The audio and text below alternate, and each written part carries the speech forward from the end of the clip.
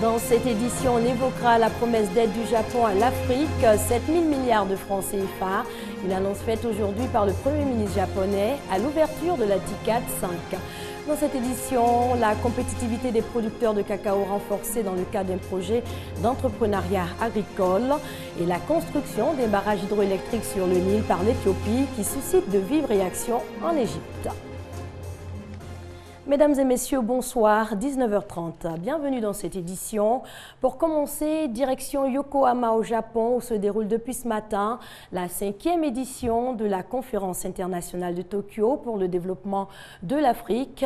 Et déjà à l'ouverture de ce sommet, une bonne nouvelle, l'archipel promet 7 000 milliards de francs CFA au continent. Ce rendez-vous auquel participe le président de la République Alassane Ouattara doit se pencher sur les questions de développement et de sécurité. TICAD 5, ouverture aujourd'hui du sommet et la situation au Mali n'a pas échappé au débat. Nous écoutons le président de la République Alassane Ouattara qui s'est entretenu avec le secrétaire général de l'ONU, Ban Ki-moon. Nous avons constaté ensemble que la situation s'est normalisée en Côte d'Ivoire. Le pays est en paix, en sécurité et que l'économie se porte bien et surtout que nous sommes engagés à travailler pour renforcer cette situation de paix et faire en sorte que la Côte d'Ivoire retrouve sa place et son rang au niveau donc, du continent. Nous avons évoqué le soutien des Nations Unies à ce processus. Nous avons insisté sur le profil de désengagement des troupes de l'ONU en Côte d'Ivoire et que cela soit facilité, mais que nous ayons en contrepartie un soutien en matière de formation et d'équipement. Nous avons beaucoup parlé de la crise malienne. Il a reconnu les efforts qui ont été faits par la CEDEAO. Le Mali est une situation qui nous interpelle tous. Nous avons considéré que nous devons être mieux organisés en matière de renseignement, en matière de surveillance, pour ne pas avoir de surprises de ce genre à l'avenir. Et la CEDEAO a fait sa part, son devoir, et nous pensons que la communauté internationale nous apporte un très grand soutien. Le secrétaire général Ban Ki-moon nous a assuré de son plein soutien pour ce que nous faisons dans la sous-région. Justement, à propos du Mali, François Hollande vient d'être désigné lauréat du prix Félix Houphouët-Boigny pour la recherche de la paix. Le président français, qui recevra cette distinction mercredi au siège de l'UNESCO à Paris, est récompensé pour sa contribution à la paix et à la stabilité en Afrique, notamment au Mali. On parle agriculture, on le sait, seul le cacao de bonne qualité pourra être vendu au prix garanti par l'État. Pour permettre aux producteurs de relever ce défi, le ministère allemand de la coopération a initié une formation à l'entrepreneuriat agricole. Hamza Diaby pour les détails. 2 mois, jour pour jour, que la campagne intermédiaire de cacao a débuté. Pour pouvoir le vendre à 700 francs le kilogramme, le producteur doit présenter un cacao bien fermenté, bien séché et bien trié. En un mot, un produit de bonne qualité. Pour permettre aux producteurs de réaliser de bonnes affaires, la Fondation mondiale de cacao et le ministère allemand de la coopération économique et du développement décident de renforcer la compétitivité des petites exploitations cacaoyères. Les écoles d'entrepreneuriat agricoles sont donc instaurées pour contribuer à l'amélioration des conditions de vie des producteurs et leurs familles. On voyait que les agriculteurs et les agricultrices manquaient les savoir-faire de gestion et d'entrepreneuriat agricole. Pour pouvoir bien planifier, il faut bien connaître la taille de la terre. Et il faut connaître les unités de poids, par exemple, pour ne pas être perdant dans les négociations commerciales.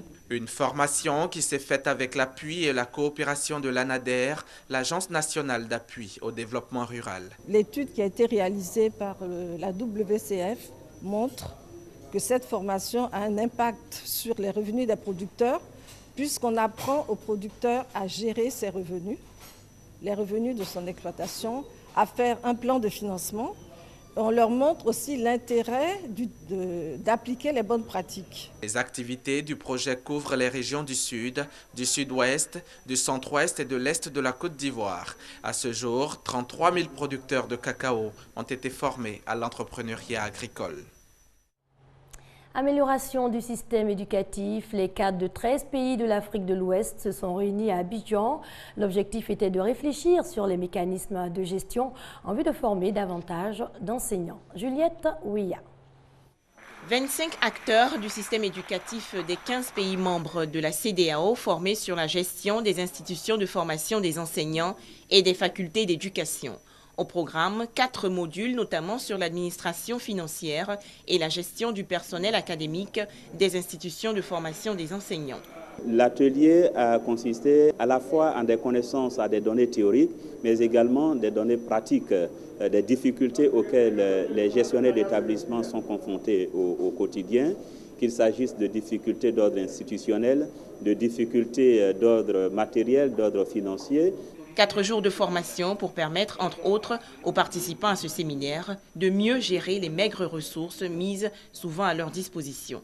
Nous avons pris la résolution de continuer les partages entre séminaristes dans l'espace CEDEAO pour améliorer non seulement notre gestion, mais pour améliorer aussi les objectifs mondiaux qui sont la promotion de la qualité de l'enseignement. C'est un atelier qui était fort enrichissant. Et ça nous a permis, comme directeur d'institution des pays de la CEDEAO, de nous rendre compte que chacun d'entre nous a ses difficultés, mais que nous partageons aussi une certaine culture. Des partages d'expériences fructueux qui vont aboutir dans les prochaines années à l'adoption du style managérial participatif dans la prise de décision, les points de vue et opinions des élèves maîtres ou étudiants professeurs. On en vient à cet hommage de la RTI à Kassaye Lazare, directeur général sortant. Hier, Amadou Bakayoko, nouveau patron de la RTI, a organisé une cérémonie pour honorer le nouveau président du conseil d'administration de l'Agence ivoirienne de gestion des fréquences. Le compte-rendu est signé Michel Digri. Cette cérémonie, cette réception hommage, pour moi représente l'une des plus belles pages de l'histoire de ma carrière à la RTI. Je vous le dois. Certes, l'initiateur, c'est le DG, mais si vous n'étiez pas là, je vous le dois.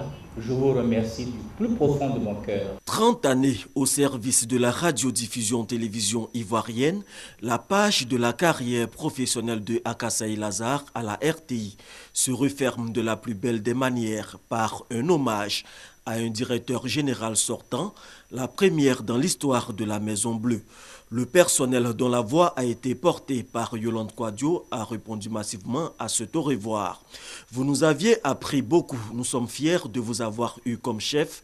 Sont en quelques mots les paroles fortes de Yolande Kouadio au nouveau président du conseil d'administration de l'Agence ivoirienne de gestion des fréquences.